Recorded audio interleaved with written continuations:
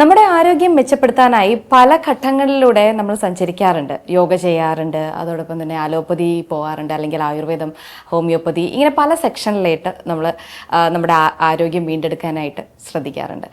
ഇന്ന് ഞാൻ എത്തിയിട്ടുള്ളത് പാസ്റ്റ് ലൈഫ് റിഗ്രഷൻ തെറാപ്പി ഇതെങ്ങനെ ചെയ്യുന്നു, പ്രാണിക് ഹീലിംഗ് എങ്ങനെ ചെയ്യുന്നു, ഹോമിയോപ്പതിക് ഫിസിഷ്യനാണ് എന്നോടൊപ്പം ഉള്ളത്. നമുക്ക് സംസാരിക്കാം ഈ ഒരു കാര്യങ്ങളെക്കുറിച്ചൊക്കെ.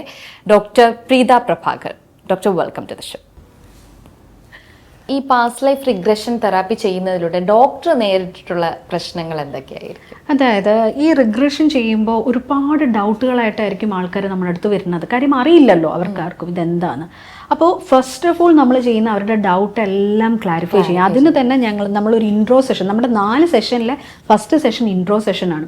എല്ലാം പറഞ്ഞു കൊടുക്കും, ഇതെങ്ങനെയാണ് വർക്കാവുന്നതെന്നും എന്തൊക്കെയാണ് ഇതിന് നമ്മൾ ചെയ്യുന്നതെന്നും ഏതൊക്കെ തലത്തിലൂടെ കൊണ്ടുപോകും എന്നൊക്കെയുള്ള എല്ലാ ഡീറ്റെയിൽസും പറഞ്ഞ് അവർക്കിനി എന്തൊക്കെ ഡൗട്ട്സ് ഉണ്ടോ അതെല്ലാം ക്ലാരിഫൈ ചെയ്തിട്ട് മാത്രമേ നമ്മളിത് ചെയ്യത്തുള്ളൂ. കാര്യം അങ്ങനെ ചെയ്തിട്ടേ പ്രയോജനമുള്ളൂ. അല്ലാതെ നമ്മൾ പിടിച്ചിരുത്തി കിടത്തി നോക്കിയിട്ട് അതിലൊന്നും ഒരു ഇതുണ്ടെന്ന് ഞാൻ വിശ്വസിക്കണില്ല. പിന്നെ ഒരു കാര്യം, ഞാൻ നേരിടുന്ന ഒരു പ്രോബ്ലം എന്ന് വെച്ചാൽ ഇവരിതെല്ലാം കഴിഞ്ഞിട്ട് എഴുന്നേറ്റ് വരുമ്പോഴത്തേക്ക് ഞാൻ ചിന്തിച്ചതായിരിക്കുമോ ഇതൊക്കെ? ഫസ്റ്റ് ചോദ്യം, ഞാൻ ചിന്തിച്ചതായിരിക്കുമോ, ഡേ ഡ്രീമിംഗ് ആയിരിക്കുമോ, അല്ലെങ്കിൽ ഞാൻ സങ്കല്പിച്ചെടുത്തതായിരിക്കും എന്നൊരു ചോദ്യം വരും. ഏറ്റവും കൂടുതൽ ആൾക്കാർക്ക് വരുന്ന ഒരു ഡൗട്ട് അതാണ്. ഈ കഥയൊക്കെ കണ്ടിട്ട് വരുമ്പോൾ അപ്പം അവിടെ നമ്മൾ മനസ്സിലാക്കാനുള്ള കാര്യം എന്ന് വെച്ചാൽ നമ്മൾ ഡേ ഡ്രീമിംഗ് അല്ലാതെ നമ്മൾ ചെയ്യാറുണ്ട്. ഡേ ഡ്രീമിൽ ട്രാൻസ്ഫോർമേഷൻ വരാറുണ്ടോ? ഇല്ല. ഡേ ഡ്രീമിംഗ് കണ്ടു എന്ന് പറഞ്ഞിട്ട് നമുക്കൊരു മാറ്റവും നമ്മുടെ വരില്ല. നമ്മൾ സ്വപ്നങ്ങൾ കാണാറുണ്ട്, പല പല ടൈപ്പ് വിവിഡ് സ്വപ്നങ്ങൾ കാണാറുണ്ട്. സ്വപ്നം കണ്ടു എന്ന് പറഞ്ഞാൽ നമുക്ക് ജീവിതത്തിൽ മാറ്റം വരാറുണ്ടോ? അല്ലെങ്കിൽ നമ്മുടെ പെർസെപ്ഷൻസ് ചേഞ്ച് ചെയ്യാറുണ്ടോ? ഇല്ല. പക്ഷേ ഇതിൽ നമ്മൾ കാണുന്ന കാര്യങ്ങളിലൂടെ നമ്മളുടെ പെർസെപ്ഷൻസ് മാറും, ട്രാൻസ്ഫോർമേഷൻ നമുക്കുണ്ടാവും. അതെന്ന് വെച്ചാൽ നമ്മുടെ ഉള്ളിൽ നിന്നുണ്ടാവുന്ന ഒരു ചേഞ്ചാണ്. കാര്യം ഞാൻ നേരത്തെ പറഞ്ഞു, ബീറ്റ സ്റ്റേറ്റിൽ നിന്നും നമ്മൾ ഡെൽറ്റ സ്റ്റേറ്റിലോട്ട് കൊണ്ടുപോയിട്ടാണ് ഇത് ചെയ്യുന്നത്.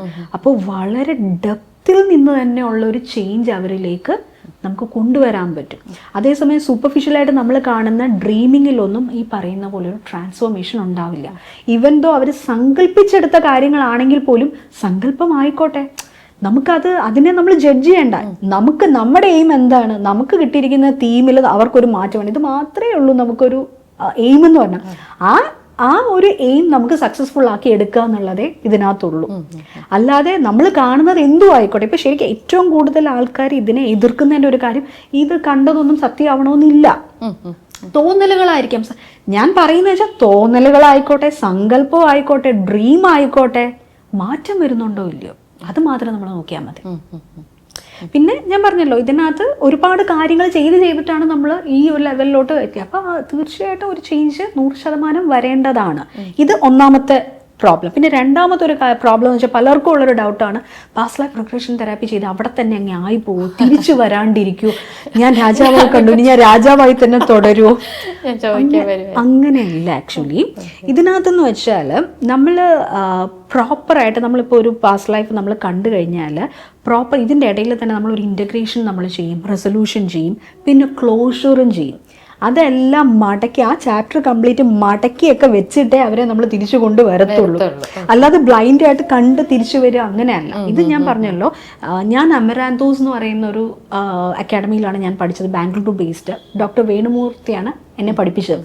അപ്പോൾ അദ്ദേഹം 15 സ്റ്റേജ് PLRT എന്ന് പറഞ്ഞൊരു പ്രോസസ്സാണ് അദ്ദേഹം ചെയ്യുന്നത്.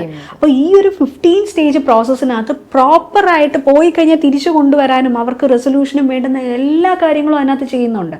ഞാൻ പറഞ്ഞില്ല, ഇൻട്രോ ഈ 15 സ്റ്റേജ് എന്ന് വെച്ചാൽ ഇദ്ദേഹത്തിൻ്റെ ബ്രെയിനിൽ നിന്ന് ഇദ്ദേഹം തന്നെ ഉണ്ടാക്കിയെടുത്ത ഒരു ഇതാണ്. ഇദ്ദേഹം ഡോക്ടർ ബ്രെയിൻ വീസിൻ്റെ ശിഷ്യനായിരുന്നു. എന്നിട്ട് അദ്ദേഹം അവിടുത്തെ കാര്യങ്ങൾ തന്നെയാണ് അദ്ദേഹം ഞങ്ങളെയും പഠിപ്പിക്കുന്നത്, ഞങ്ങളെ ട്രെയിൻ ചെയ്ത് വിട്ടേക്കുന്നത്. അപ്പോൾ വളരെ സേഫ് ആയിട്ടുള്ള രീതിയിലാണ് നമ്മളിതൊക്കെ ചെയ്യുന്നത്. അപ്പോൾ അവിടെ തന്നെ ആയി പോവുക, അതിൽ തന്നെ കിടന്നു പോകും, അങ്ങനത്തെ പ്രശ്നങ്ങളൊന്നുമില്ല. ഇത് രണ്ടാമത്തെ പ്രശ്നം. ഇനി മൂന്നാമതൊരു പ്രോബ്ലം ഉണ്ട്.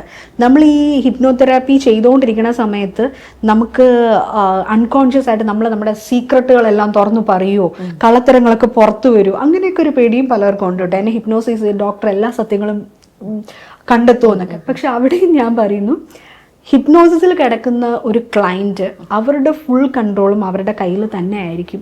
അവർക്ക് എന്ത് പറയണം എന്ന് പറയണ്ടെന്ന് അവർക്ക് തീരുമാനിക്കാൻ പറ്റും. കാര്യം എന്ന് വെച്ചാൽ അവർ ഒരു ഡെൽറ്റ സ്റ്റേറ്റിലാണെങ്കിൽ പോലും അവർ കോൺഷ്യസ് ആയിരിക്കും. അവർക്ക് ചുറ്റിനും നടക്കുന്ന എല്ലാ കാര്യങ്ങളും അവർക്ക് അറിയാൻ പറ്റും. അവർക്കത് സ്റ്റോപ്പ് ചെയ്യണോ അവർക്ക് സ്റ്റോപ്പ് ചെയ്യാം. ബാത്റൂം ബ്രേക്ക് വേണോ അത് വേണമെങ്കിൽ ഇതിന്റെ ഇടയിൽ അവർക്ക് എടുക്കാം. ഈ യെസ്, ഇതിന്റെ ഇടയിൽ നമ്മൾ ഇതിന്റെ ഇടയിൽ തന്നെ ബാത്റൂം ബ്രേക്ക് വേണമെങ്കിൽ നമ്മൾ കൊടുക്കാറുണ്ട്. അപ്പൊ ഞാൻ പറഞ്ഞില്ലേ, അവർ അലേർട്ടായിരിക്കും. അവർ എന്തിലൂടെയാ പോകുന്നത്, എന്തൊക്കെയാ അവരിന് പറയുന്നതെന്നുള്ളത് അവർക്ക് നല്ല ബോധ്യം ഉണ്ടാവും. അവർക്ക് പറയണമെന്നുള്ള കാര്യം മാത്രം അവർ പറഞ്ഞാൽ മതി. നമുക്ക് ഒരു നിർബന്ധവും ഇല്ല പറയണ്ട എന്നുള്ളത്. ഓക്കെ, അപ്പൊ ഇതാണ് ഇതിനകത്ത് സംഭവിക്കുന്നത്. ഡോക്ടർ, നമ്മൾ അന്യൻ ഫിലിം എല്ലാവരും കണ്ടിട്ടുണ്ടാവും. അപ്പോൾ അതിൽ വിക്രം ഒരു 3 പേഴ്സണാലിറ്റിയിൽ വരുന്നുണ്ട്. അതായത് മൾട്ടിപ്പിൾ പേഴ്സണാലിറ്റി ഡിസോർഡർ എന്നാണ് അതിനെ പറയുന്നത്. അപ്പോൾ അതും ഇതുമായിട്ട് എന്തെങ്കിലും ബന്ധപ്പെടുത്തി നമുക്ക് സംസാരിക്കാൻ പറ്റും? മൾട്ടിപ്പിൾ പേഴ്സണാലിറ്റി ഡിസോർഡർ എന്ന് വെച്ചാൽ അത് ശരിക്കും പറഞ്ഞാൽ ഒരു സൈക്കാട്രിക് കംപ്ലയിൻ്റ് ആണ്, ട്രീറ്റ്മെൻറ്റ് വേണ്ടുന്ന ഒരു കണ്ടീഷനാണ്. അതും ഇതുമായിട്ട് നമുക്ക് ആക്ച്വലി ബന്ധപ്പെടുത്താൻ പറ്റില്ല. പക്ഷേ ഒരു നേരിയ ഒരു കാര്യം എന്ന് വെച്ചാൽ, നമ്മളിപ്പോൾ ഞാനൊരു എക്സാമ്പിൾ പറയുവാണെങ്കിൽ, ഇപ്പം നേരത്തെ ഞാൻ പറഞ്ഞ എക്സാമ്പിൾ തന്നെ എടുക്കാം. രാജകുമാരനായിരുന്നു എന്നുള്ളൊരു തിരിച്ചറിവ് അദ്ദേഹത്തിന് കിട്ടിയെന്ന് അറിഞ്ഞല്ലോ. അപ്പോൾ നമ്മൾ ഇത് കഴിഞ്ഞിട്ട് ഈ പാസ്റ്റ് ലൈഫ് റിഗ്രഷൻ കഴിയുമ്പോഴത്തേക്ക് നമ്മൾ അവർക്ക് കൊടുക്കുന്ന കുറച്ച് ഇൻ്റഗ്രേഷൻസ് ഉണ്ടാവുമല്ലോ. ഇൻ്റഗ്രേഷൻ കഴിഞ്ഞ് പുറത്തോട്ട് വരുമ്പോൾ നമ്മൾ ഇൻ്റഗ്രേഷനിൽ തന്നെ അവരോട് പറയുന്ന ഒരു കാര്യമുണ്ട്. നിങ്ങൾക്ക് എപ്പോഴെങ്കിലും നിങ്ങളുടെ മനസ്സ് ഡൗൺ ആവുകയോ അല്ലെങ്കിൽ എന്തെങ്കിലും തരത്തിലുള്ള ഡിപ്രഷനോ ലോൺലിനെസ്സോ തോന്നുന്ന സമയത്ത് നിങ്ങൾക്ക് ഈ ഒരു എനർജി, നിങ്ങൾ ഇവിടെ കണ്ട എനർജി നിങ്ങൾക്ക് ആ സമയത്ത് ഉപകരിക്കാം അല്ലെങ്കിൽ ഉപയോഗിക്കാം എന്നുള്ള രീതിയിൽ നമ്മൾ പറഞ്ഞിട്ടാണ് പുറത്തോട്ട് വരുന്നത്. അപ്പോൾ ഈ പുറത്തോട്ട് വരുന്ന സമയത്ത് ഇവർക്ക് പിന്നെ ഒരു പ്രോബ്ലം വരുമ്പോഴത്തേക്ക് പെട്ടെന്ന് ഇതിൻ്റെ ഒരു ബലം അവരുടെ ഉള്ളിൽ വരും. എനിക്ക് ഇങ്ങനെ ഒരു പാസ് ഉണ്ടായിരുന്നു എന്നുള്ളൊരു ബലം അവരുടെ ഉള്ളിലോട്ട് വരും.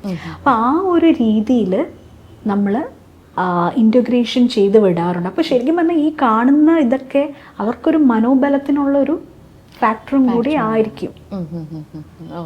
ഓക്കെ, അപ്പം മൾട്ടിപ്പിൾ പേഴ്സണാലിറ്റി നമുക്ക് പറയാൻ പറ്റത്തില്ല. പക്ഷേ ഒരു മെൻ്റൽ സ്ട്രെങ്ത് അതുവഴി നമുക്ക് കിട്ടാൻ സാധ്യതയുണ്ട്, നമ്മൾ ഡൗൺ ആയി പോകുന്ന സമയങ്ങളിലെല്ലാം തന്നെ. പിന്നെ ഈ പറയുന്ന ഭയങ്കരമായിട്ട് സെൽഫ് ഡിനയലും ഭയങ്കര സെൽഫ് ക്രിറ്റിസിസും ഒക്കെ ഉള്ള ഒരാളാണെങ്കിൽ ഇങ്ങനെ ഒരു പാസ്റ്റ് അവർക്കുണ്ടായിരുന്നു അല്ലെങ്കിൽ ഒരു നല്ലൊരു പാസ്റ്റ് അവർക്കുണ്ടായിരുന്നു എന്ന് അവർ തിരിച്ചറിയുമ്പോൾ അവർക്കൊരു ബലമാണ്. ഞാൻ അതിൽ നിന്ന് ഇത്രയും സക്സസ് ആയി ആ ഒരു അവസ്ഥയിൽ നിന്നിരുന്ന ഒരാളാണ് ഞാൻ. അപ്പൊ ഞാൻ പറയാം, ഞാൻ അത്ര മോശക്കാരിയൊന്നും അല്ല, എനിക്ക് സെൽഫ് ഡിനയലിന്റെ ആവശ്യമില്ല എന്നൊരു ധൈര്യം അവരുടെ ഉള്ളിലോട്ട് വരും. ഓക്കെ, അപ്പോൾ ഇതാണ് നമ്മുടെ പാസ്റ്റ് ലൈഫ് റിഗ്രഷൻ തെറാപ്പി എന്ന് പറയുന്നത് അല്ലേ? എനിക്ക് തോന്നുന്നു ഏവർക്കും മനസ്സിലായി കാണും. വളരെ സിമ്പിളായിട്ട് വളരെ നല്ല രീതിയിൽ അതിൻ്റെ ഒരു എന്താ പറയുക, ആ ഒരു ഡിസ്കഷൻ പോയി. അത് മാത്രമല്ല വളരെ നന്നായിട്ട് നമുക്ക് വിശദീകരിച്ച് തരുകയും ചെയ്തു. ഇനി നമുക്കുള്ളത് പ്രാണിക് ഹീലിങ്ങിനെ കുറിച്ചാണ്. ഡോക്ടർ അതിൻ്റെ ഒരു ഇൻസ്ട്രക്ടർ കൂടിയാണ്. അപ്പോൾ നമുക്ക് അടുത്തൊരു കണ്ടൻ്റായിട്ട് വീണ്ടും ആ ഒരു സബ്ജക്റ്റ് കൊണ്ടുവരാം. Thank you doctor. Thank you so much.